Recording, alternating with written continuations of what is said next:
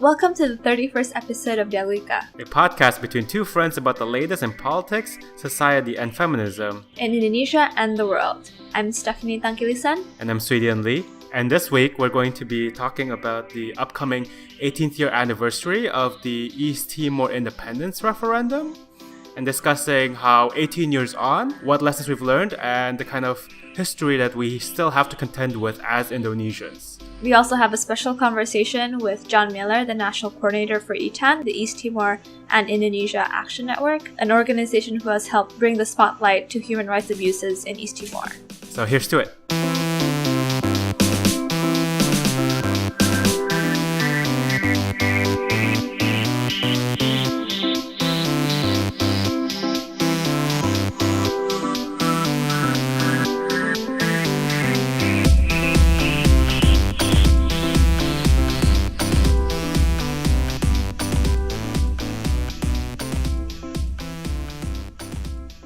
So a week from now, we will be commemorating the 18th year anniversary of the Timor-Leste or East Timor referendum. So as many Indonesians know, one of the effects of the fall of the New Order was the independence of East Timor in 1999. So the reason why we thought it was important for us to talk about this now, which is as good of any time to delve into Indonesia's murky and bloody past, is I think for me at least, there's this sense that, especially with the West Papua protest and violence in Papua, as well as increasing conservatism, a lot of people's immediate response to it was this concept of NKRI harga mati, which is, national unity or bust, essentially.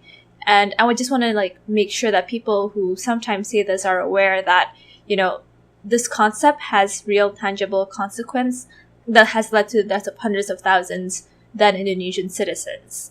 So when we're using that term, it's something that just kind of makes me very physically uncomfortable when I hear people who may otherwise be quite liberal, but, really espousing this NKRI thing, especially in reference to Ahok and West Papua.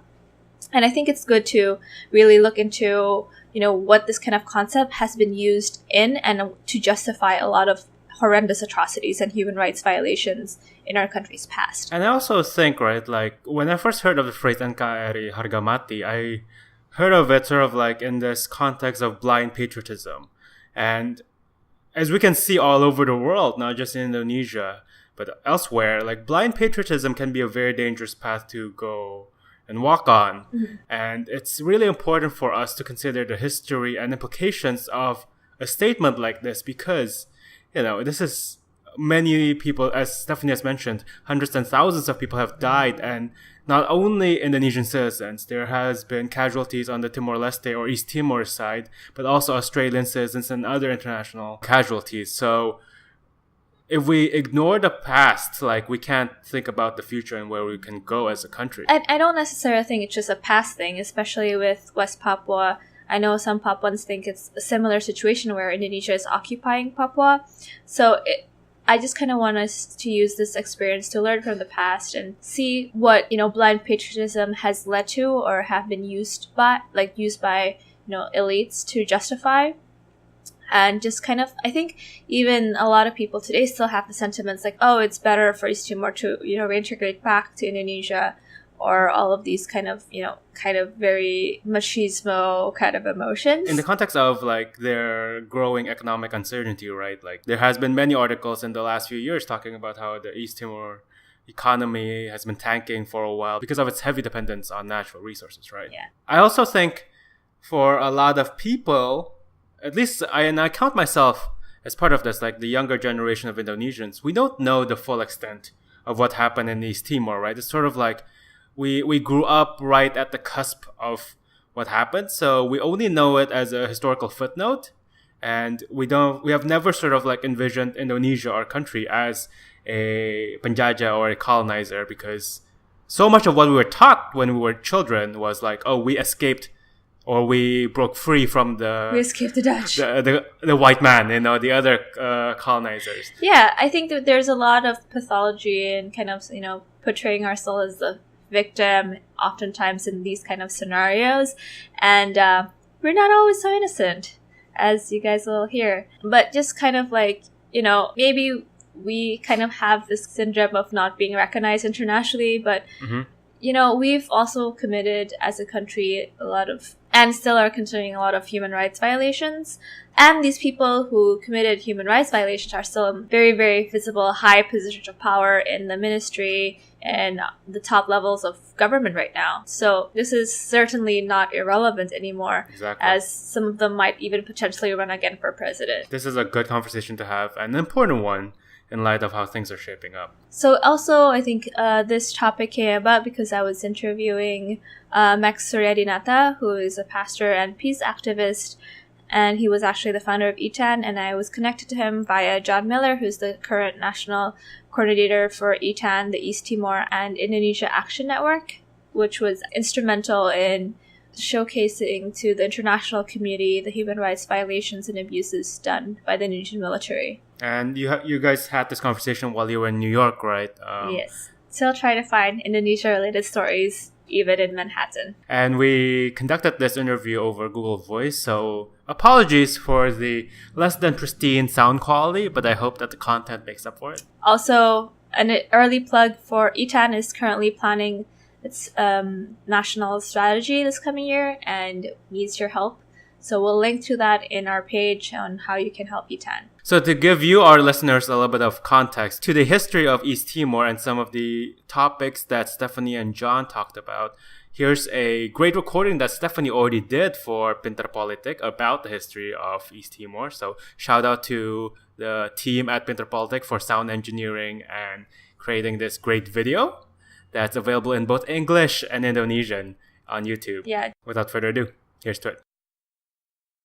Indonesia is a country that places a huge amount of emphasis on the concept of national unity, commonly referred to as NKRI, which means that no part of Indonesia should break apart of its territorial boundaries. Given that the country is comprised of dozens of ethnicities and hundreds of languages, it is a concept that has kept Indonesia largely intact for 72 years. But East Timor, one of the world's newest countries, did break away from Indonesia and became independent in 1999. The former 27th province of Indonesia became independent after 24 years through a referendum monitored and organized by the United Nations. So how did East Timor gain their independence? Unlike most other places in Indonesia colonized by the Dutch, East Timor was under Portuguese occupation for hundreds of years. Consequently, East Timor was not part of the original Indonesian territories that declared independence in 1945. East Timor only became a part of Indonesia in 1974, after the Carnation Revolution in Portugal overthrew the existing government and created a power vacuum in East Timor. The Indonesian army quickly launched Operation Seroja, occupying East Timor to supposedly protect it from communism. This started a 24-year armed conflict that led to the deaths of 150,000 people, which is about 20% of East Timor's population. On the political front, the Indonesian government also pitted local political factions against each other, encouraging and rewarding those who are supportive of integration of East Timor into Indonesia. These parties are the APODET, Timorese Popular Democratic Association, and the UDT, Timorese Democratic Union, while the Fretilin, or Revolutionary Front for an Independent East Timor, battled and protested against the Indonesian authorities.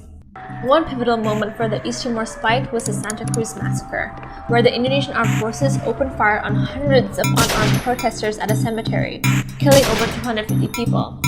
The massacre was witnessed, recorded, and reported by numerous members of the Foreign Press Corps, and the army was even complicit in beating some international journalists, such as Democracy Now! Founder Amy Goodman. Since the massacre was caught on tape, the East Timor's independence movement gained some international attention. Many criticized and even supported East Timor's independence through founding of ETAN, East Timor Action Network. This network drew a lot of attention on human rights violations in East Timor done by the Indonesian armed forces. But it was not until the fall of Suharto regime in 1998 that made independence possible. Coming from the violent May 1998 riots and with a new civilian president, military occupation became untenable. President B.J. Habibie called for a referendum to decide the East Timor question, and in a 78% landslide, East Timor, or now known as Timor-Leste, became a new country.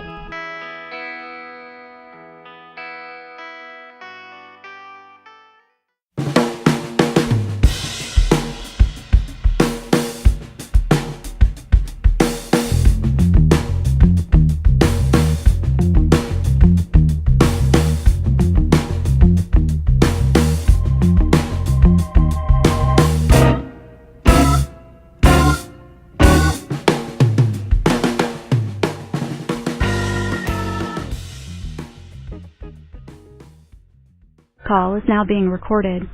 Yeah, to begin with, can we maybe have you kind of introduce yourself and what you've been doing with ETAN and ETAN itself a little bit?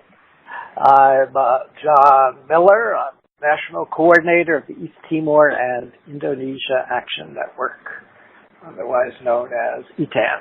And we work on primarily human rights and justice issues related to Indonesia, West Papua, and East Timor, Timor-Leste. We were founded in 1991, November 1991, following the Santa Cruz massacre, when Indonesian troops murdered at least 271 peaceful protesters in Dili, the capital of East Timor. And we began as the East Timor Action Network to support East Timor's self-determination and to change U.S. policy to support East Timor's right to choose independence or some other status. And we began by focusing on the U.S.-Indonesian military relationship. So we saw because the Indonesian forces train with the American military force, right? And there was that connection there? Yes, the U.S. was, and the U.S. also at the time was Indonesia's main foreign weapon supplier. Right. And our assumption was that the U.S. military and the Indonesian military would value that relationship more than they would value maintaining control over East Timor, and that's sort of what happened through the course of the 90s. We in Congress, various administrations, gradually restricted various forms of U.S. military assistance, beginning with some military training in 1992.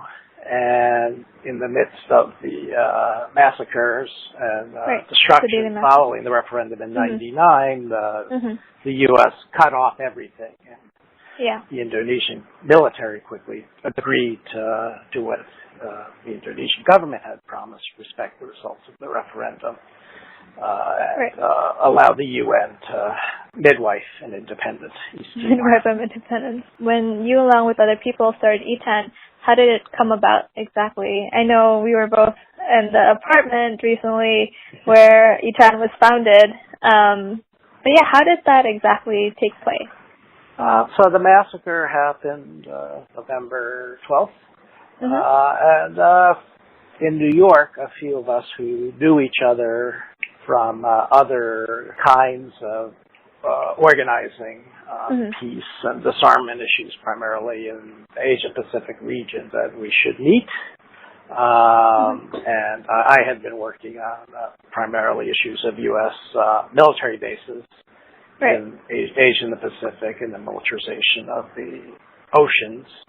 And through that's how I learned, one of the ways I had learned about East Timor, because in the Pacific it was the nuclear-free and independent Pacific struggle, so I included the independence struggles like East Timor's.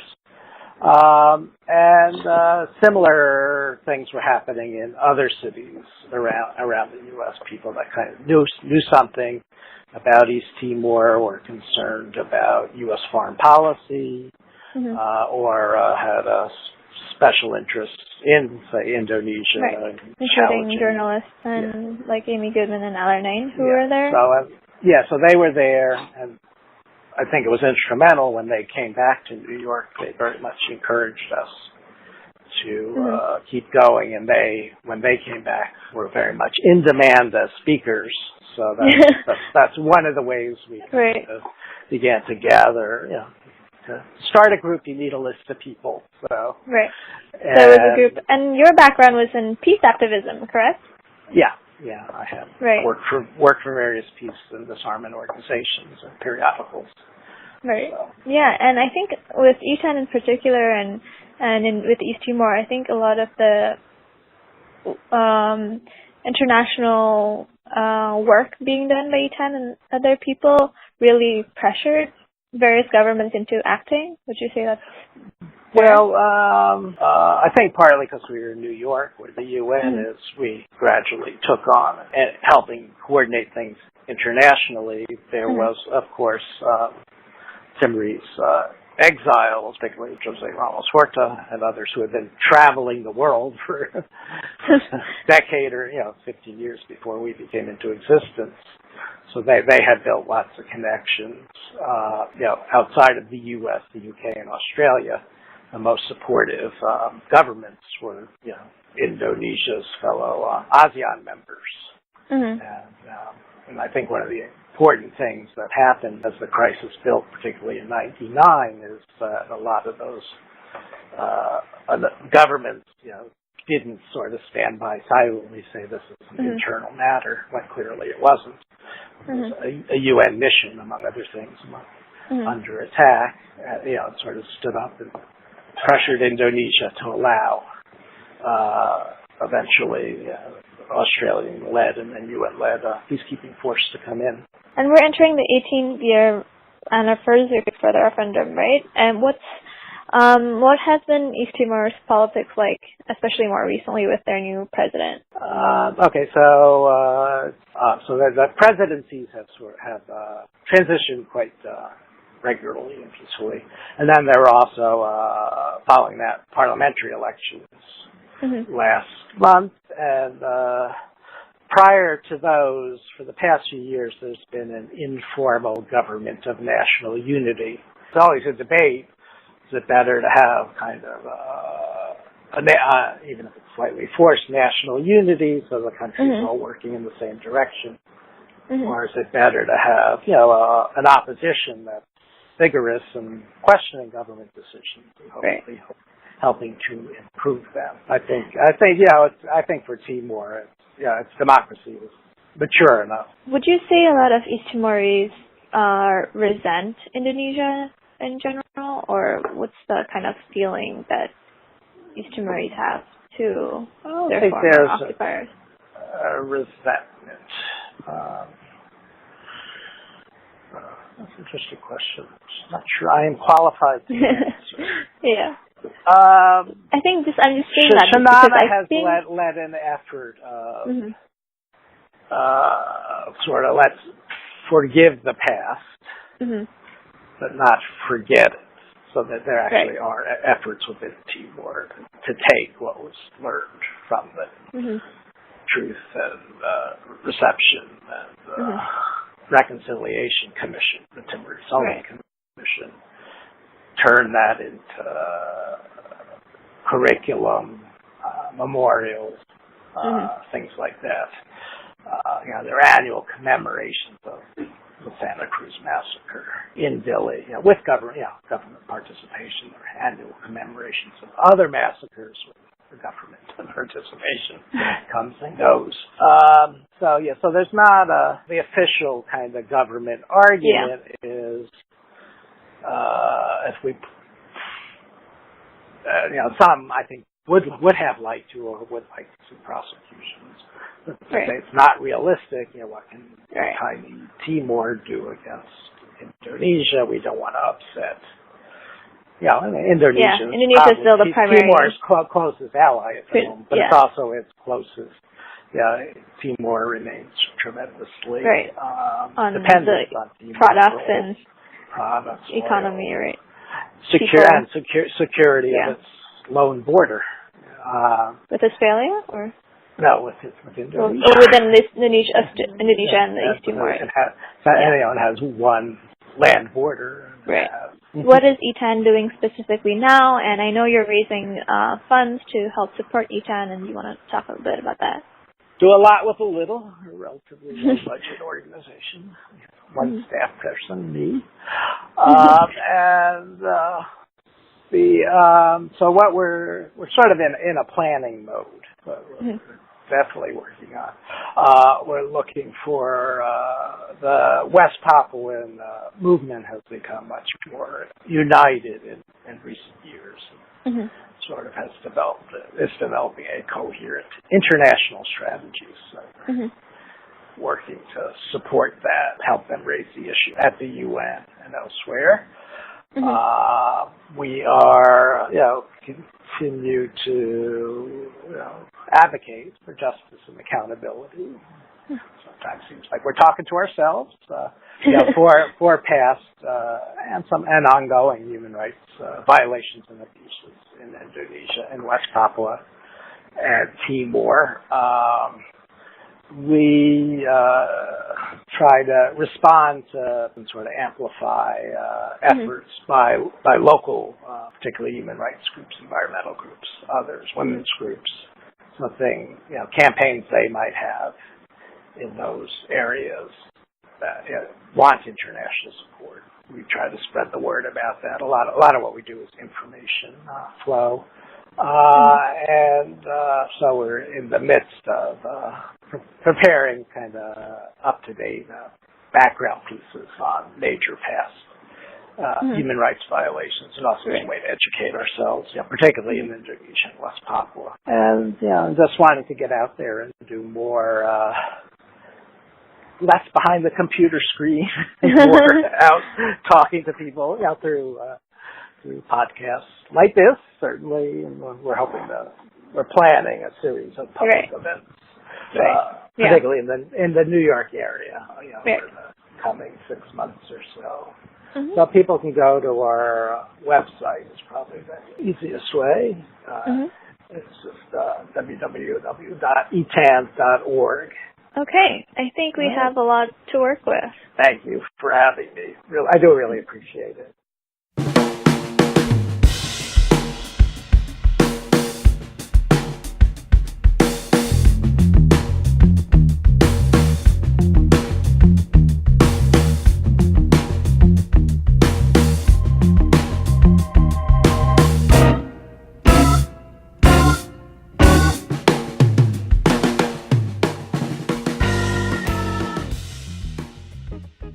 You know, 18 years on from the violent situation that brought about its independence, East Timor is doing much better, but there's certainly still some economic uncertainties. Most of East Timor's budgets, 90% of its annual government revenue comes from oil and gas. And oil and gas also accounts for 80% of their GDP and 93% of their imports.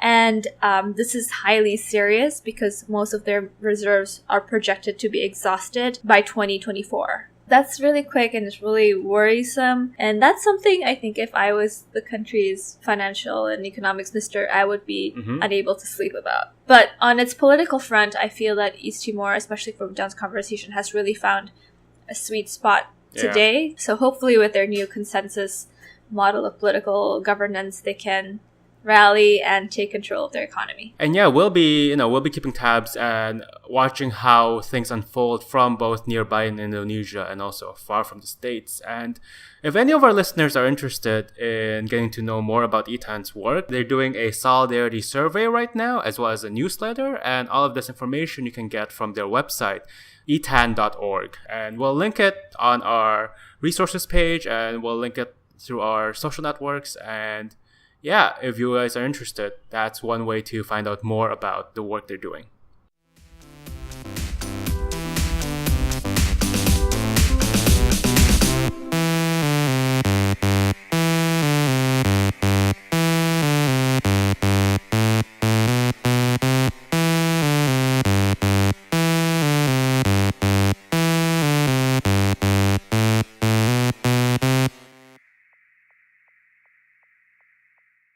Thank you so much for listening to this episode. You can find more information and resources of whatever we talked about on our website, dialogika.id. Music credits to John Dealey and, of course, Broke for Free. If you like what you hear and want to support us, please review our podcast on the Apple Podcast app or whatever app you use to listen to your podcast. And please share our podcast with your friends. It's the best way to spread the word about Dialogika. If you want to get more involved, we'd love to hear from you. Our email is dialogikapodcast@gmail.com. Or just shoot us a message on our Facebook page. You can also find us on Instagram, YouTube, SoundCloud, and now Twitter. Please follow us on these various platforms. Our Twitter handle is @DialogikaPod. Also, follow me on Twitter. It's Steph Tank. That's STEPHTANGK. Thank you again, and see